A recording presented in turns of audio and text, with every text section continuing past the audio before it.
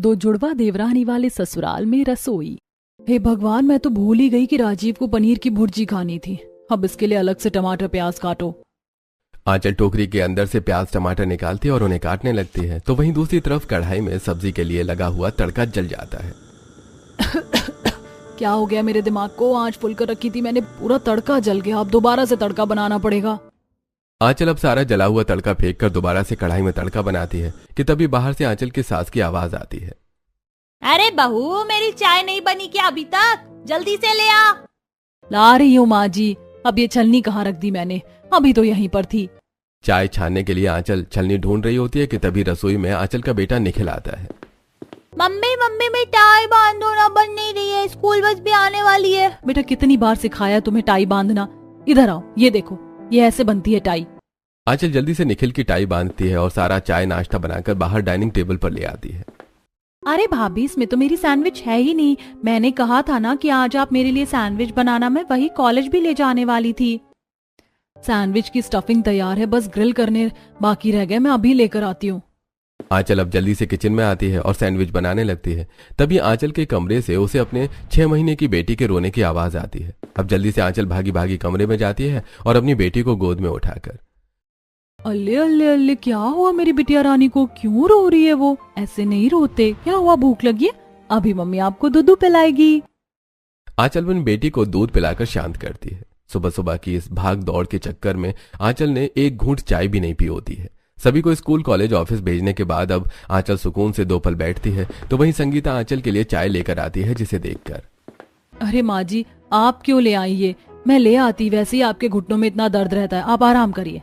वो तो है बहू, लेकिन इसका मतलब ये तो नहीं कि मैं तुझे एक कप चाय भी नहीं दे सकती। सुबह 5 बजे की उठी है और 9 बज गए, लगातार लगी हुई है। तो अब आराम से बैठकर नाश्ता कर ले। मुन्नी को मैं संभाल लेती हूँ। माँ जी, आपकी वजह से 2 पल के लिए ही सही, लेकिन थोड़ा सुकून तो मिलता है। बस आप मुन्नी को संभाल लीजिए, मैं जब तक घर का सारा काम कर लूंगी। संगीता अपनी पोती को खिलाती है, तो वहीं इसी बीच आंचल नाश्ता करके घर का सारा काम खत्म कर लेती है और अब अपनी बेटी को सुलाकर आंचल अलमारी में कपड़े सेट कर रही होती है। ये सूट की चुन्नी भी है, सलवार भी है, लेकिन ये सूट कहाँ है? अरे हाँ, याद आया, मैंने अंजलि को दिया था फिटिंग के लिए। अभी लेकर आती हूँ। आंचल अपने पड़ोस में रह रही अंजलि के घर जाती है, जो उसकी एक काफी अच्छी सहेली भी थी। आंचल जैसे ही घर के अंदर आती है तो देखती है कि अंजलि सोफे पर बैठी है। अरे अंजलि, कैसी हो तुम? वो मैं अपना पीला वाला सूट लेने के लिए आई थी, उसकी फिटिंग हो गई होगी ना अभी तक तो? अरे वो सूट, उसकी फिटिंग तो हो गई थी, लेकिन वो मेरी फ्रेंड को काफी पसंद आया था सूट, तो मैंने उसे दे दिया। ये क्या कह रही हो तुम? पता भी है वो सूट कितना महंगा था, पूरे 3000 का था, और तुमने उसे उठाकर अपनी फ्रेंड को दे दिया। अब उसकी सलवार और चुन्नी रखकर मैं अचार डालूंगी क्या? आंचल इतना बोल ही रही होती है कि तभी कमरे के अंदर से निकलकर अंजलि की जुड़वा बहन आती है। अरे आंचल, ये सुनैना है, तुझे पागल बना रही है। तेरा सूट तो मैंने प्रेस करके रखा हुआ है। सुनैना भी ना जब देखो शरारत ही करती रहती है। बस शक्ल से ही तुम दोनों जुड़वा बहनों, वरना हरकत है तो तुम्हारी बिल्कुल एक दूसरे से अलग। अंजलि अब सबके लिए शरबत बनाकर ले आती है और तीनों आराम से बैठकर बातें करते हुए शरबत पीती हैं। यार, तुम लोगों का सही है, मिल बांट कर सारे काम कर लेती हो, और एक मैं हूँ, अकेले ही सबको संभालना पड़ता है। मायके में भी सब मैं ही करती थी और ससुराल में भी। अरे तुम अपने देवर की शादी करवा दो ना, दोनों के दोनों सांड हो गए। कब उनके सर पर सहरा सजाओगी? हाँ, और नहीं तो क्या, इसी बहाने तुम्हारी देवरानी आ जाएगी और तुम्हारी भी मदद हो जाएगी। वैसे तुम दोनों तो सही बोल रही हो, दोनों की उम्र तो हो गई है शादी लायक। आज इस बारे में माँ जी से बात करती हूँ। कुछ देर में शाम हो जाती है। सभी लोग रात के खाने के लिए टेबल पर बैठे होते हैं, तो वहीं आंचल एक एक करके रोटियां सेक कर सबके लिए ला रही होती है। अरे अंजलि, इतनी धीरे धीरे रोटियां क्यों ला रही हो? थोड़ा जल्दी लेकर आओ, खाकर मुझे ऑफिस का बचा हुआ काम भी करना है। मम्मी, मेरी तो एक रोटी फिनिश भी हो गई। क्या करूं, अकेली हूँ, टाइम तो लगेगा ना खाना देने में। कोई है जो मेरी मदद करवा सके? माँ जी, अब बस बहुत हो गया। मैंने तो सोच लिया है कि मैं अपने दोनों देवर की शादी करवाऊंगी। देवरानी आएगी तो कम से कम थोड़ा आराम तो मिलेगा मुझे। भला हमारी कोई उम्र है शादी करने की? हम तो इतनी जल्दी शादी नहीं करने वाले। क्या तुम लोगों को सलमान खान बनना है? शक्ल देखी है दोनों ने। तुम्हें कोई मिल जाए तो बड़ी बात है। बहू, चिंता मत कर, मैंने बात कर रखी है 2 लोगों से। इस साल इनमें से किसी एक की तो होगी ही। संगीता की बात सुनकर आंचल थोड़ी खुश हो जाती है। आंचल को इस घर में बहू बनकर आए हुए 7 से 8 साल हो चुके थे और इन सालों में आंचल ने पूरे घर की जिम्मेदारी अकेले संभाल रखी थी। लेकिन अब दिन पर दिन बढ़ते काम की वजह से आंचल काफी ज्यादा थक जाया करती थी। ऐसे ही एक दिन 2 बाल्टी भरकर कपड़े धो लिए, फिर भी ढेर बाल्टी कपड़े बच रहे हैं। ये लोग कितने कपड़े बदलते हैं। अरे भाभी आप अकेले कपड़े धो रही हैं, लाइए मैं आपकी मदद कर देती हूँ। Thank you Monika. एक काम करो, तुम इस बाल्टी में सर्फ डाल दो, मैं तब तक ये बाकी धुले हुए कपड़े सुखा कर आती हूँ। आंचल धुले हुए कपड़ों की बाल्टी ले जाकर उन्हें छत पर सुखाने चली जाती है। तो वहीं जब आंचल नीचे आती है तो देखती है कि दूसरी रखी हुई कपड़ों की बाल्टी में ही मोनिका ने सर्फ डाल दिया है। और ये देखकर, अरे मोनिका, ये धुले कपड़े थे, ये थे गंदे कपड़े, तुमने तो मेरा काम बढ़ा दिया। एक काम करो, तुम जाकर पढ़ाई करो, ये काम तुम्हारे बस की नहीं है। मोनिका को भेजकर आंचल अब दोबारा से सारे कपड़े खंगालने पड़ते हैं और सारे कपड़े धोने के बाद वो घर की पूरी साफ सफाई करती है। आंचल के ऊपर घर से लेकर बाहर तक जिम्मेदारी थी, यहाँ तक कि राशन और सब्जी लाने का भी काम उसी का था। इसलिए वो अपना काम खत्म करके राशन लेने जाती है। अरे भाई साहब, ये तो पूरे 20 किलो का कट्टा हो गया। एक काम करिए, आप इन्हें आधा आधा कर दीजिए। इतना वजन उठाकर कैसे ले जाऊंगी? अरे बहन जी, अपने साथ एक देवर को लेकर आया करिए ना, अकेले आ जाती हैं रोज इतना सामान लेने के लिए। इसी तरह दिन गुजरने लगते हैं। तो उधर संगीता भी अपने बेटों के लिए रिश्ते देखना शुरू कर देती है। ऐसे ही एक दिन, मूंग दाल का हलवा अंजलि को कितना पसंद है, काम करती हूँ उसके लिए भी ले जाती हूँ। एक कटोरी में आंचल अपना बनाया हुआ मूंग दाल का हलवा डालती है और सीधा अंजलि के घर ले जाती है। आंचल, तुम मेरे लिए मूंग दाल का हलवा बनाकर लेकर आई हो, ये तो मुझे बहुत पसंद है। देखते देखते अंजलि वो सारा मूंग दाल का हलवा खा जाती है कि तभी बाहर से उसकी जुड़वा बहन आती है और ये सब देखकर, अरे ये क्या आंचल, तुम्हें पता है मुझे मूंग दाल का हलवा कितना पसंद है और तुमने सारा हलवा सुनैना को खिला दिया। इसने कहा कि ये अंजलि है। हे भगवान, तुम दोनों को पहचानना तो सच में बहुत मुश्किल है। जुड़वा होने का असली फायदा तो मैंने उठा रखा है। वैसे इसमें 1 चम्मच हलवा बचा है, अगर तुझे खाना है तो तू खा सकती है, वरना मैं खा लूंगी। कोई बात नहीं अंजलि, अभी और हलवा रखा है, मैं तुम्हारे लिए एक्स्ट्रा ले आती हूँ। सुनैना और अंजलि के जुड़वा होने की वजह से आंचल को हमेशा उन्हें पहचानने में गलतफहमी हो जाया करती थी। इसी तरह समय गुजरता है और आज संगीता को उसके दोनों बेटे के लिए 2 जुड़वा बहनों का रिश्ता आता है। ये देख आंचल बहू, मुझे तो ये दोनों लड़कियां खूब पसंद आई हैं अपने राजीव और तरुण के लिए। माँ जी, दोनों सुंदर तो हैं, लेकिन दोनों जुड़वा बहन हैं, हम कैसे पहचानेंगे? आप पड़ोस वाली जुड़वा बहन सुनैना को ही देख लो, उनके घर वाले भी कंफ्यूज हो जाते हैं उन दोनों में। वो घर की बेटियां हैं इसीलिए थोड़ी मस्तीखोर है, लेकिन ये तो बहू होंगी, ये तो जिम्मेदार होंगी। उन पर और एक घर की 2 बहनें आएंगी तो लड़ेंगी भी नहीं। जिस तरह तूने सुख शांति से परिवार संभाला, ठीक उसी तरह से वो भी संभाल लेंगी। संगीता मैरिज ब्रोकर के थ्रू उन दोनों जुड़वा बहनें नम्रता और सिमरन के घर रिश्ता भेज देती हैं। वहीं दूसरी तरफ दोनों जुड़वा बहनों के घर में, ये क्या कर रही हो तुम? बार बार बॉल दीवार पर मत मारो, नीचे टीवी रखा हुआ है, अगर बॉल लग गया ना तो टीवी टूट जाएगा। मैं इतनी देर से खेल रही हूँ, अभी तक तो टीवी नहीं टूटा। सिमरन इतना बोल ही रही होती है कि तभी टीवी पर बॉल लग जाती है और टीवी टूट जाता है। और तभी वहां उनका छोटा भाई रोहन आता है और ये सब देखकर, दीदी ये क्या किया आपने टीवी तोड़ दिया। मैं अभी जाकर मम्मी को बताता हूँ। जल्दी से रोहन अपनी माँ शीतल के पास जाता है और सारी बातें सुनकर शीतल गुस्से से तिल मिलाते हुए हॉल में आती है और टूटा टीवी देखकर, अरे कमबख्तो, ये क्या कर दिया? किसने तोड़ा ये टीवी? मैंने सिमरन को समझाया था कि बॉल से बार बार दीवार पर ना मारे, ना खेले, लेकिन उसने सुनी नहीं मेरी। झूठ कह रही है, ये टीवी मैंने नहीं बल्कि नम्रता ने तोड़ा है। रोहन ने खुद देखा था इसे टीवी तोड़ते हुए। देखा तो सही था, लेकिन नम्रता दीदी थी या सिमरन दीदी थी ये नहीं पता लगा मुझे। तो मेरी नाक के नीचे छोटा सा तिल भी तो है, नहीं है? मैं नम्रता हूँ और ये सिमरन है। तो अब तुम क्या चाहती हो, मैं तुम्हारी नाक उठाकर देखूं उस तिल को? बढ़ती उम्र के साथ वो तिल गायब हो जाएगा। सच में इन दोनों जुड़वा बेटियों ने नाक में दम करके रख दिया। अरे अगले हफ्ते तुम दोनों को देखने के लिए लड़के वाले आ रहे हैं। उन्हें पता चल गया कि तुम दोनों ऐसी हो तो इस जन्म में तो तुम्हारा घर बस गया। बचपन से ये दोनों बहनें अक्सर अपनी गलतियों का इल्जाम एक दूसरे पर डाल दिया करती थी, जिससे अक्सर इन दोनों के बीच में लड़ाइयां होती रहती थी। ऐसे कुछ दिन गुजरते हैं और आज इन दोनों बहनों को देखने के लिए संगीता अपने परिवार के साथ आने वाली होती है। आज के दिन भी तुम दोनों ने बिल्कुल एक से कपड़े पहनने थे। खैर छोड़ो, उन लोगों के सामने कोई हरकत मत कर देना, वरना रिश्ता होने से पहले ही टूट जाएगा। अब शीतल दोनों बेटियों को रसोई में ले जाती है, तो वहीं थोड़ी देर में संगीता अपने परिवार वालों के साथ आती है। जाओ, ये चाय की ट्रे और नमकीन वगैरह बाहर लेकर चले जाओ और अच्छे से चलना, कमर मटकाना शुरू मत कर देना उधर। माँ, सबसे पहले मैं जाऊंगी क्योंकि मैं बड़ी हूँ, ये मेरे पीछे पीछे आएगी। अरे 2 मिनट का भी बड़ा कोई बड़ा होता है क्या? सबसे पहले तो मैं ही जाऊंगी। तुम दोनों को इसमें भी लड़ना शुरू हो गया? दोनों एक साथ नहीं जा सकती क्या? दोनों बहनें एक दूसरे से मुंह बनाकर अब जैसे ही साथ में चाय नमकीन लेकर बाहर आती हैं तो संगीता का पूरा परिवार उन्हें देखकर हैरान हो जाता है। बहन जी, हमें पता है कि अपनी दोनों बेटियां जुड़वा हैं, लेकिन ये तो बिल्कुल हूबहू एक जैसी दिखती हैं, कपड़े भी एक जैसे। अब क्या ही करें, ये तो बस भगवान की कृपा है। कभी कभी तो हमें नहीं पता चलता कि सिमरन कौन है, नम्रता कौन है। तुम दोनों को देखकर तो मुझे हमारे मोहल्ले की वो जुड़वा बहनें याद आ गई, वो भी बिल्कुल तुम दोनों की तरह ही हैं। और अब दोनों परिवार बैठकर आपस में बात करते हैं और अब सभी को रिश्ता मंजूर होता है। इसी तरह दिन गुजरते हैं और दोनों जुड़वा बहनों की शादी राजीव और तरुण से हो जाती है और अब आंचल की दोनों जुड़वा देवरानियां ससुराल आ जाती हैं। अरे मोरी मैया, ये दोनों तो बिल्कुल एक जैसी हैं। हमारे मोहल्ले में तो एक ही जुड़वा बहनें थी, अब 2 जुड़वा बहनों का जोड़ा आ गया। मोहल्ले वाले भी उन्हें देखकर काफी हैरान होते हैं। इसी तरह वक्त गुजरता है और आज इन दोनों जुड़वा बहनों की उनके ससुराल में पहली रसोई की रस्म होती है।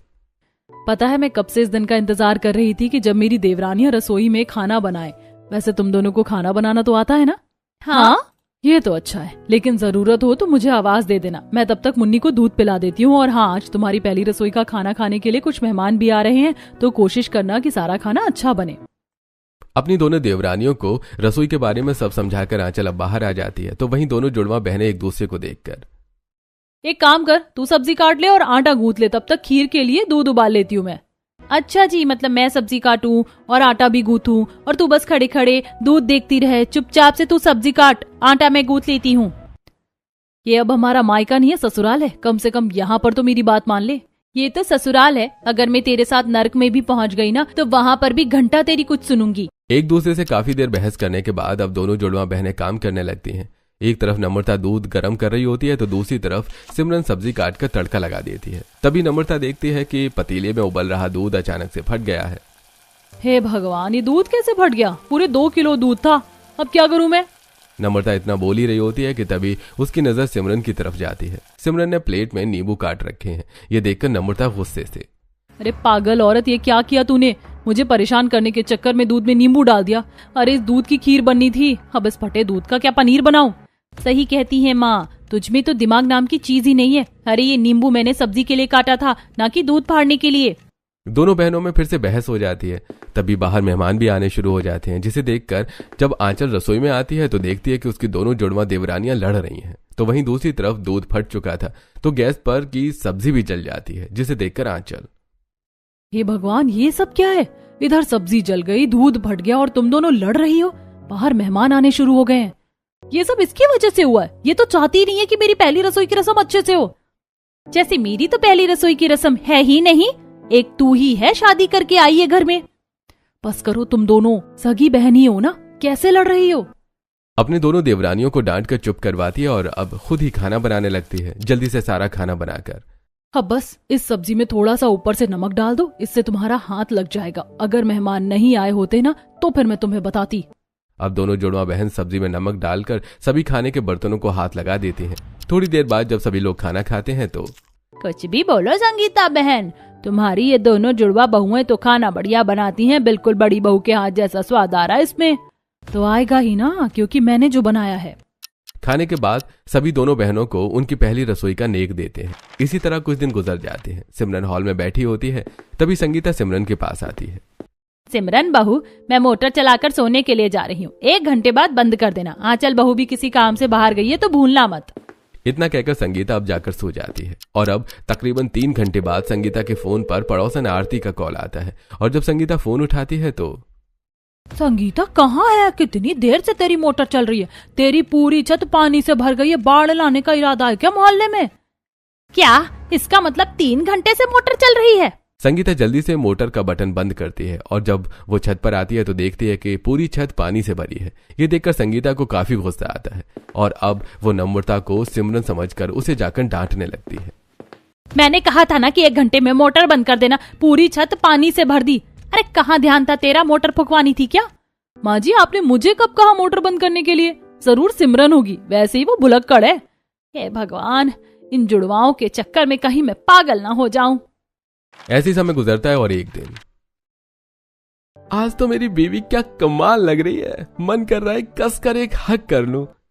बाहर से आया तरुण कपड़े तय बना रही सिमरन को हक कर लेता है। ये देखकर सिमरन तरुण को एक जोरदार धक्का देती है, जिससे वो सीधा नीचे गिरता है। अरे सिमरन क्या हुआ, इतनी तेज धक्का क्यों मारा? हे भगवान, आप ठीक तो हैं? नम्रता, ये क्या किया तुमने? अपने पति को समझा लो, पीछे से हक कर रहे थे मुझे। धक्का नहीं मारती तो और क्या करती? अच्छा तो तुम नम्रता हो? अरे मुझे लगा सिमरन हो। एक तो तुम दोनों बहनें कपड़े भी तो एक जैसे पहनती हो, अब इसमें मेरी क्या गलती है? बेचारा तरुण लड़खड़ाते हुए उठता है और बाहर चला जाता है। नम्रता और सिमरन के जुड़वापन की वजह से उनके ससुराल वाले भी परेशान होने लगे थे। ऐसे ही एक दिन निखिल को फाफड़ा कितना पसंद है। आज जब वो स्कूल से आकर देखेगा कि फाफड़ा बना है तो कितना खुश हो जाएगा। अरे वाह भाभी, आप फाफड़ा बना रही है। पता है मुझे फाफड़ा बहुत पसंद है। अपने कॉलेज टाइम पर मैंने काफी बनाया है फाफड़ा। मैं भी आपकी मदद करूं और साथ में जलेबी भी बना लेते हैं। यह सही रहेगा। चलो तो फिर जलेबी की तैयारी करो, मैं फाफड़ा बना लेती हूँ। वो मिलकर फाफड़ा और जलेबी बना लेते हैं। जब पूरा परिवार साथ में बैठकर गर्मा गर्म जलेबी और फाफड़ा खाता है तो अरे तुम तो हमेशा फाफड़ा ही बनाती थी, लेकिन आज तो जलेबी बन गई। मजा आ गया खाकर। कभी कभी इस तरह की अलग अलग चीज भी खाने में ट्राई करनी चाहिए। अपनी देवरानी की मदद से मैंने इतना बना लिया। आंचल के बगल में खड़ी उसकी देवरानी नम्रता नहीं बल्कि सिमरन थी। तो वहीं जब नम्रता अपने कमरे से बाहर निकल कर आती है और सभी को सिमरन की तारीफ करता देखती है तो उसे काफी गुस्सा आता है। और जब थोड़ी देर बाद जब आंचल रसोई साफ कर रही होती है तभी नम्रता गुस्से में कहती है, जलेबी बनाने में मैंने आपकी मदद करवाई और तारीफ उस सिमरन की हो गई। मुझे नहीं पता था कि वो तुम हो। मुझे लगा कि सिमरन ने मेरी मदद करी। तुम दोनों बिल्कुल एक जैसी हो। कब कौन आता है क्या कर जाता है पता ही नहीं चलता। अब क्या फायदा, उसे तो जाकर मैं बताती हूँ। सिमरन नम्रता के पास जाती है और उस पर चिल्लाने लगती है। अक्सर छोटी छोटी चीजों को लेकर इन दोनों जुड़वा देवरानियों में बहस होता देखकर आंचल काफी परेशान हो जाया करती थी। ऐसे कुछ दिन बाद राजीव नम्रता के लिए गिफ्ट लेकर आया होता है। आज हम सब मूवी देखने के लिए जा रहे हैं, तो मैंने सोचा कि तुम्हारे लिए एक नई साड़ी ले आऊं, इसे ही पहन कर चलना।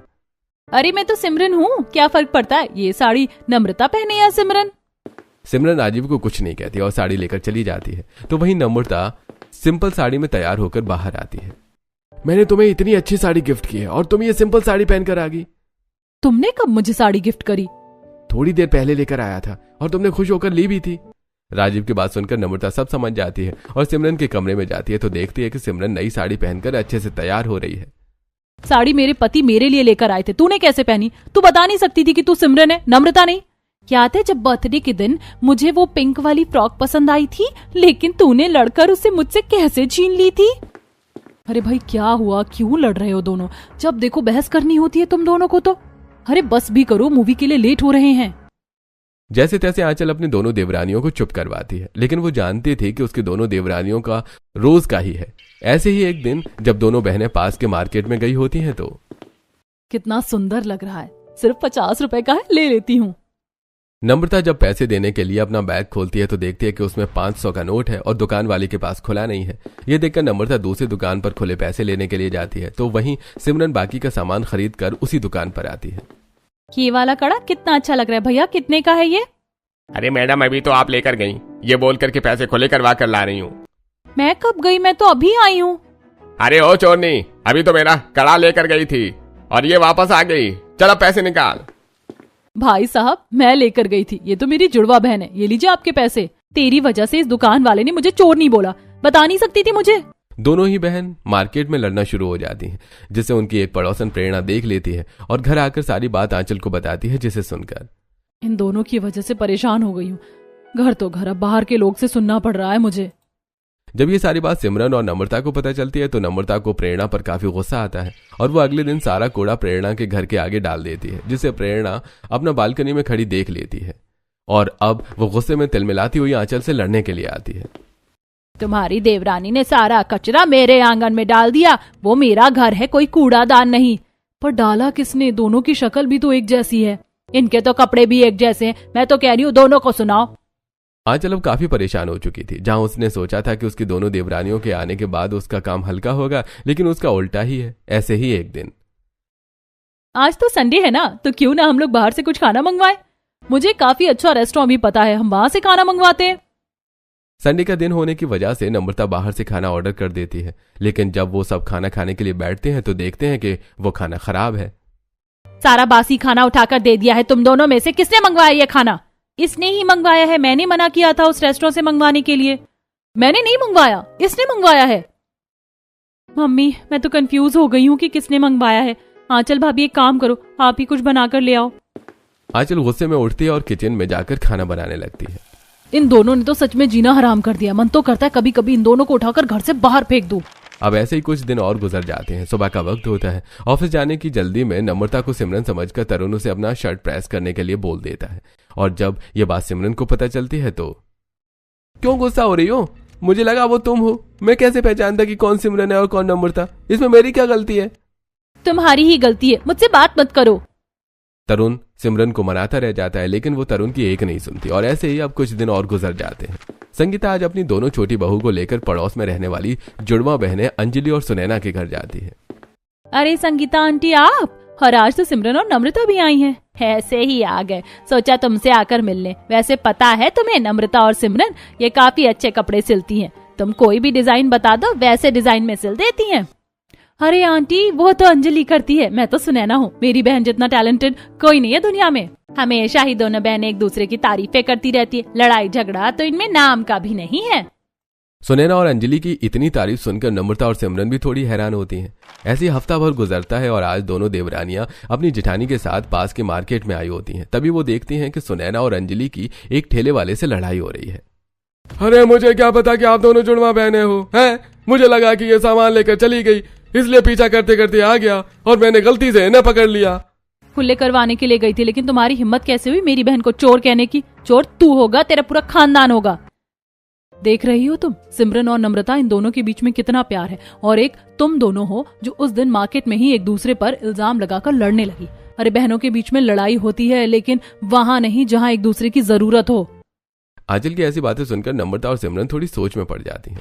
ऐसे ही समय गुजरता है और आज आंचल अपनी जुड़वा पड़ोसन से मिलने जाती है तो देखती है कि उसमें से एक बहन का पैर टूट गया है। ये देखकर आंचल को काफी बुरा लगता है, और जब वो घर आकर ये सारी बात सिमरन नम्रता को बताती है तो मुझे तो काफी बुरा लगा अंजलि के लिए। पता है सुनैना कितना रो रही है, वो तो उसके पास से हिल ही नहीं रही है।